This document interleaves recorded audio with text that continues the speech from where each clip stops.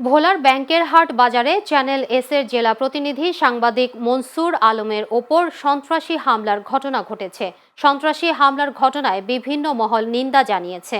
সোমবার সন্ধ্যায় মোটরসাইকেলে যাওয়ার পথে সদর উপজেলা ব্যাংকের হাট বাজারে স্থানীয় সন্ত্রাসী মমিন ও তার সহযোগীরা পথরোধ করে ধারালো অস্ত্র দিয়ে মাথায় কুপিয়ে আহত করে এবং 2,60,000 টাকা ছিনিয়ে নেয়। স্থানীয়রা তাকে উদ্ধার করে ভোলা সদর হাসপাতালে নিয়ে ভর্তি করেন।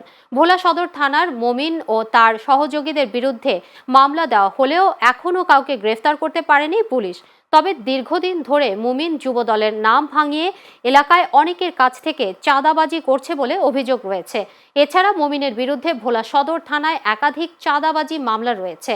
ভোলা সদর মডেল থানার ওসি মনিরুল ইসলাম জানান, সাংবাদিকদের ওপর হামলার ঘটনায় মুমিন ও তার সহযোগীদের বিরুদ্ধে মামলা হয়েছে। আসামিদের গ্রেফতারের চেষ্টা চলছে।